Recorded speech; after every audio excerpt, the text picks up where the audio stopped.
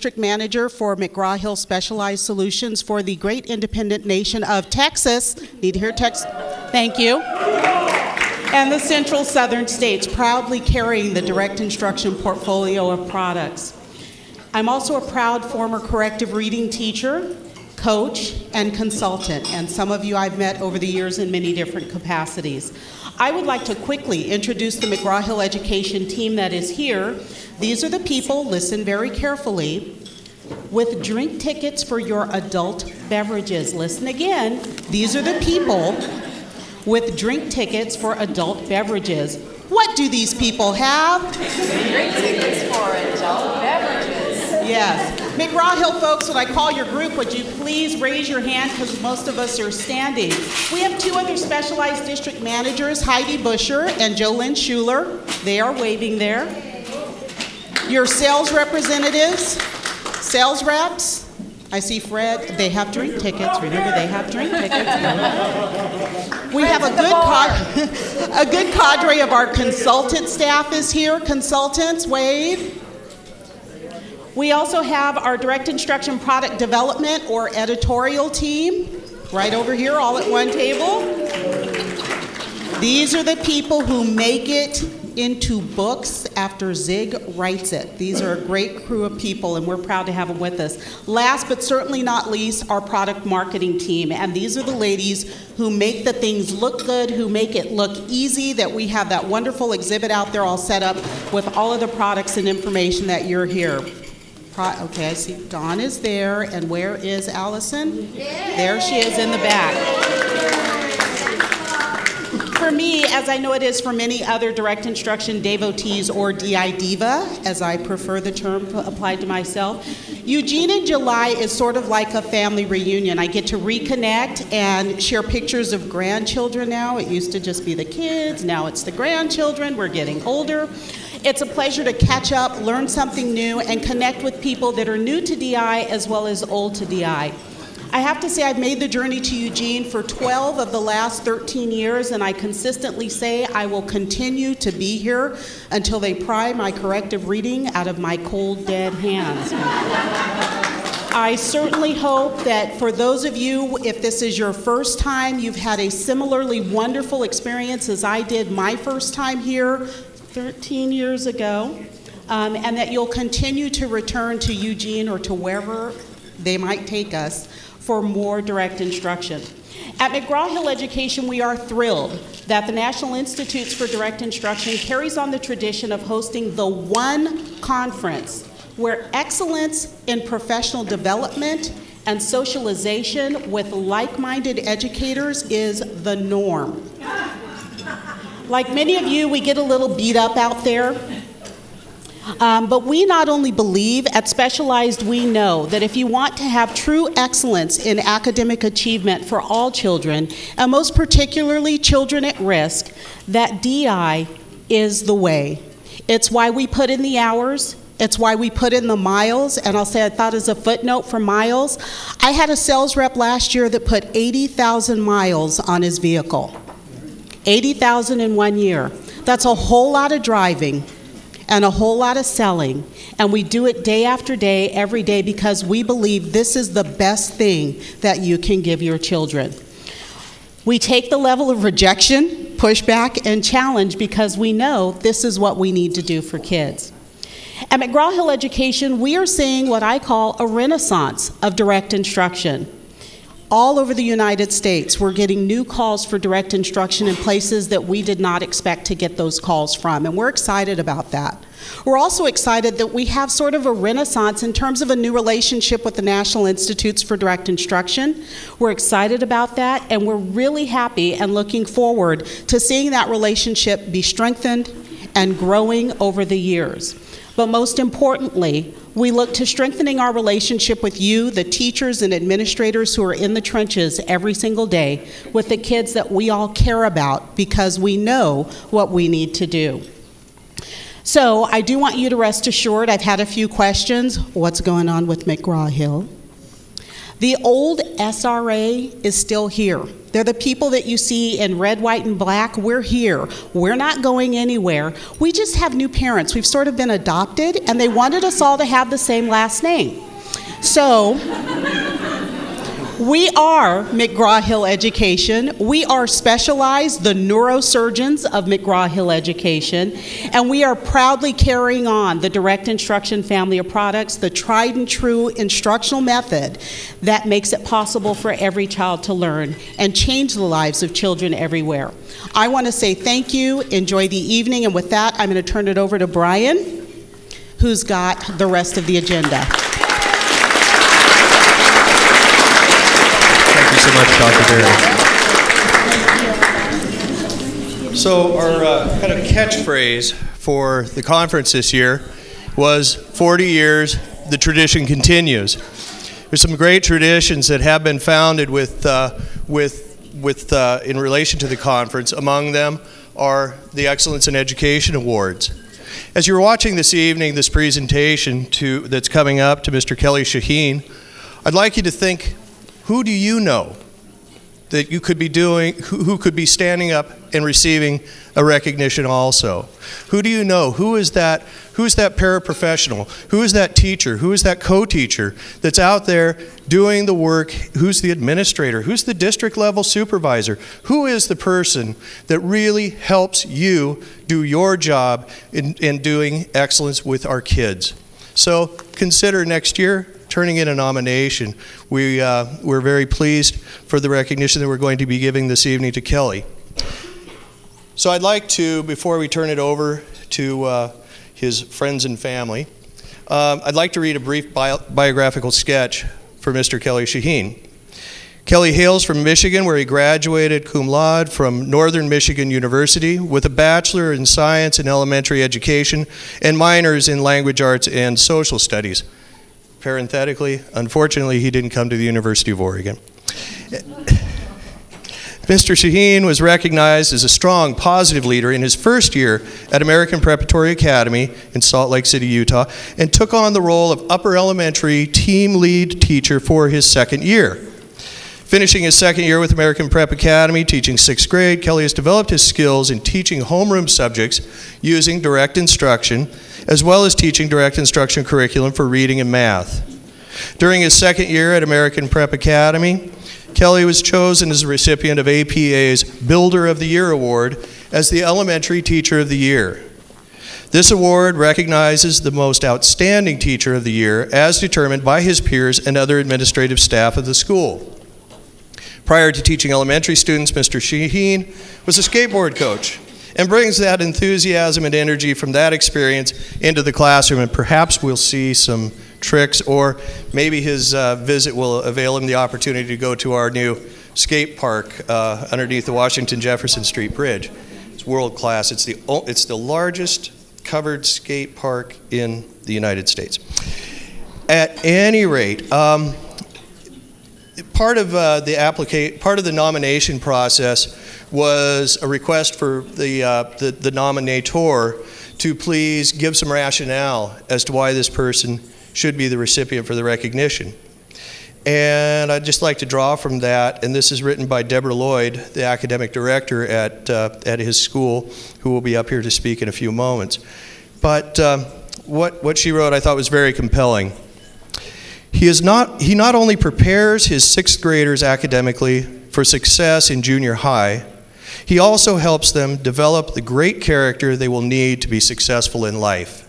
And I think that that's very important. We're not just about the academics. We're not about math facts. We're not about strictly reading fluency and things like that, because those are just tools. Those are the tools that are going to help young people become successful contributors to our society. And isn't that really the most important thing? Yes. In my opinion, it is. So with that, I'd like to congratulate Kelly and invite the academic director of his school, Deborah Lloyd, to please come up and make a few comments and actually do the presentation of this recognition. Thank you.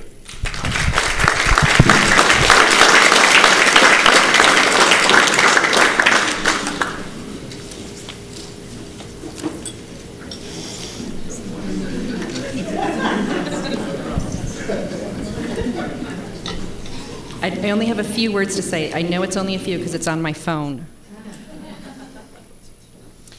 Kelly has been with our school for 2 years. He's a young teacher, but is exceptionally skilled, beyond what you would expect from such a new teacher.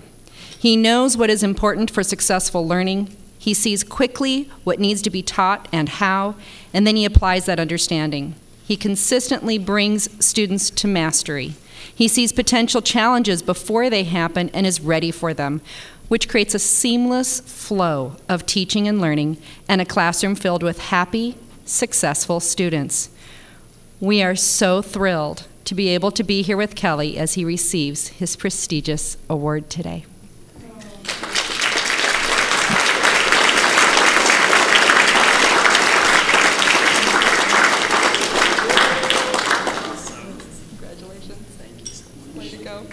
Now, at our school, I just have to share, we do cheers, and we kind of do these little cue words to let everyone know what cheer we're doing. And so we have one called amazing, and everybody else responds with amazing.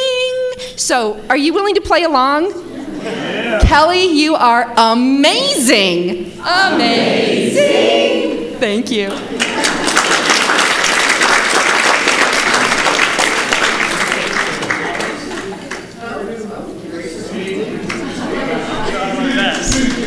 All right. Well, I just flew in yesterday, so I was able to spend all of today at the conference, and it was truly amazing just to see everyone gathered together. Everyone gathered together, just learning about the DI techniques and learning about how we can continue to grow and make it even better. 2 years ago, I moved from Michigan to Utah, like you heard, and it was all new to me. And I've just been blown away every single day with the amount of progress that I see just in my classroom alone, and then looking back at the entire school every single day. It's a program that really works. I love it. I love every single day in my classroom, and I just feel so blessed and happy to land at that school that I'm at, American Preparatory Academy, and just to be with a group like this out here in Eugene, Oregon. So thank you so much, and I can't wait to see what we do with this program in the years to come. Thank you.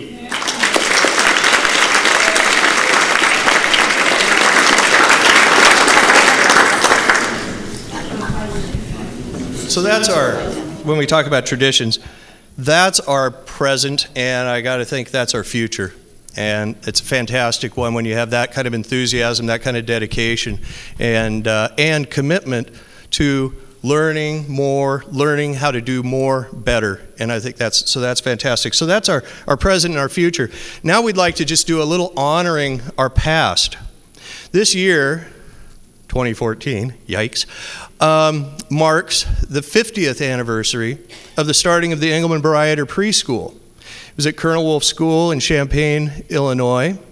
And we have an excerpt from a movie that was a film back in the days of films that was produced by the B'nai B'rith organization, showing a bit of what is going on in that school. So with that introduction, I would like to, we'll just go ahead and, as they say, roll the reels or spin the disc. Thanks, Christine.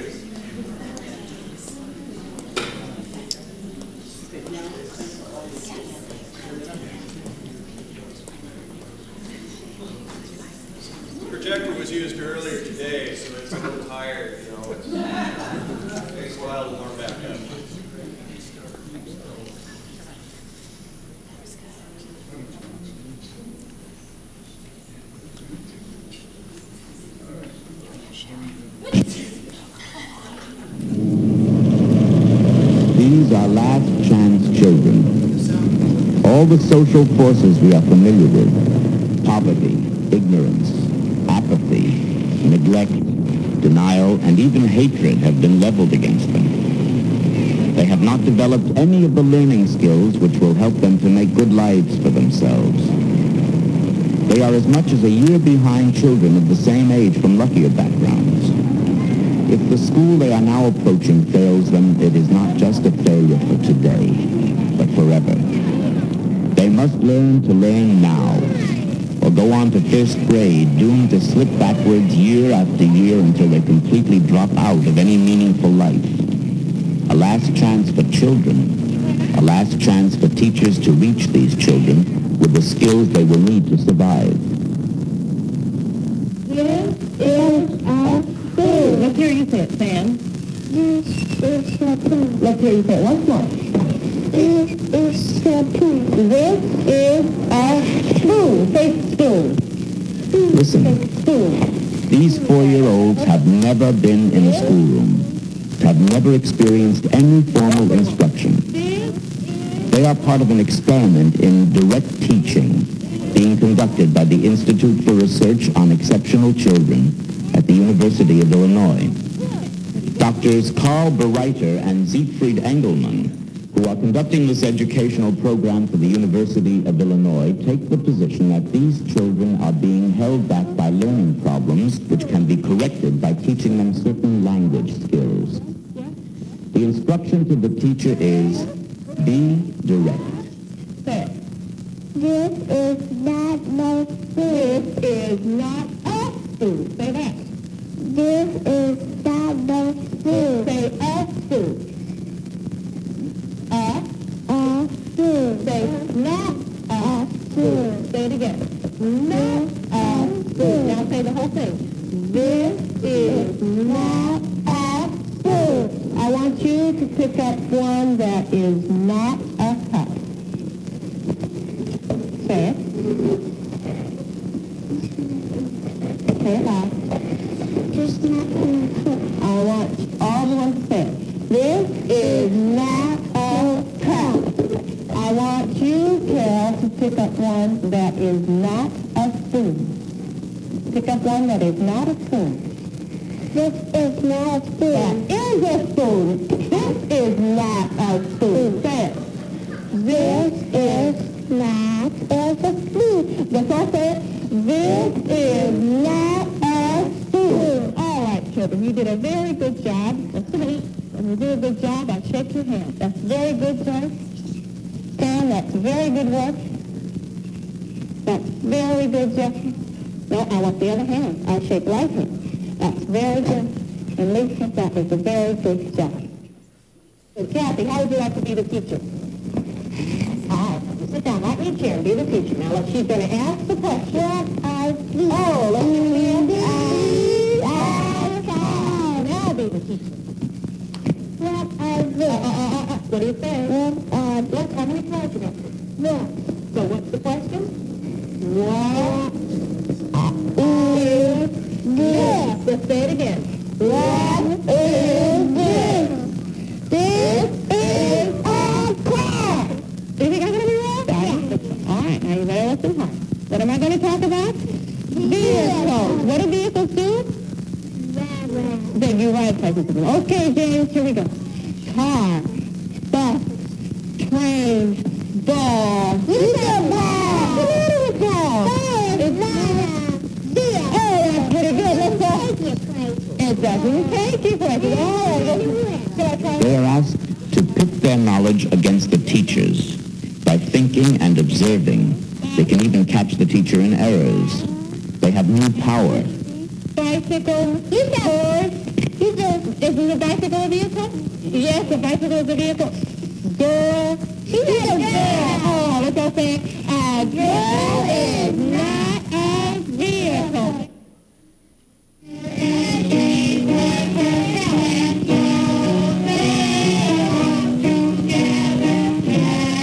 The direct teaching method has worked. The children have gained about 14 IQ points the first year and an additional 11 points the second. Children who have been in the program 2 years hold their own or do better than some who come from middle-class homes. These children will move on to first grade with the skills in hand to succeed. There is no reason why last chance children should be doomed to failure.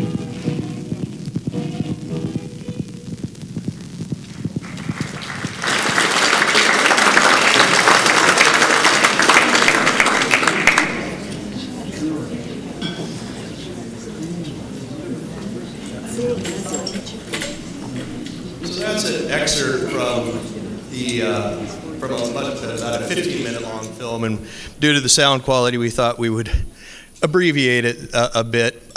Just for some of you longtime adherents to direct instruction, the teacher that was primarily featured on there is Gene Osbourne, who is happy and healthy and living still in Champaign-Urbana and still involved in the revisions of the program. One of the other people involved in the preschool has decided he would grace us with his presence this evening, which I'm really pleased with, and wants to give a few comments to the group assembled here this evening. So, Zig Engelmann.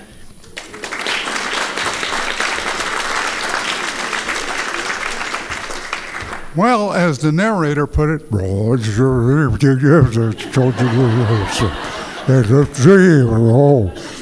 again.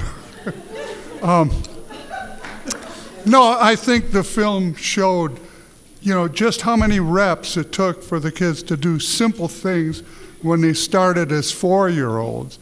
And the film mentioned something about them improving in their performance substantially. I don't remember how many times they improved or, what percentage. But they started with a mean IQ of about 90, and they terminated with a mean IQ of about 121. They were smart kids. And you could teach them new things like that because they knew how to be taught. But they had to learn first to speak, first to do basic language and learn basic things. The best part of that preschool was the music period. It was the greatest because the kids could sing the songs, which was interesting because they did a much better job of saying things if they were in lyrical form, as it were. And they got better, but if they had trouble with anything, we made up a song to do it, like, Bill and Harry, turn it around. It says Harry and Bill, and we turn them around, where they change places, so that they would get any concept they had problems with. We had a damn song for it, and that was the best period of the day. But I mean, they went through 3 subjects every day, 20 minutes in each subject. They would have math, which I taught, and language, which Gene taught, and reading, which Cookie Brunner taught. And it was a good show. I mean, it was, what I like about that film is it shows what they were like at the beginning, because people, don't believe it if you say it took 180 trials for them to say an identity statement like, this is a fork. You say, that bullshit, I mean, if you talk that way, I know of only a few people who would talk that way. But anyhow, I thought it was a good document for showing, just where they started out. And unfortunately, it didn't show them much at the end. But if you look at that online on my website, sigsite.com, I have what some of the kids were doing in arithmetic. That was a top group in arithmetic when they finished their kindergarten year. And they were doing things like, the big thing they wanted me to do when I was working with them and reviewing the things they could do, the big thing they wanted to do was factoring, because they liked that the best. And they'd factor an expression by telling what the denominator of the parts that were added or subtracted was, and then what you multiply it by and what you have to divide it by. So In fact, those kids were so flexible in their understanding of major math concepts that most kids now don't even learn. Is when I present an example on the board of a fraction, 4 over 3 or whatever, and it didn't matter if there were more than one, less than one, they had no problem with that. And I said, what is this? And one kid says, division. And I say, yeah, it's division, but what do we call these things? Oh, fraction, and away we went. But they were definitely from a different world by the end. They had changed so amazingly that it was good. It was a good time. Okay, thank you.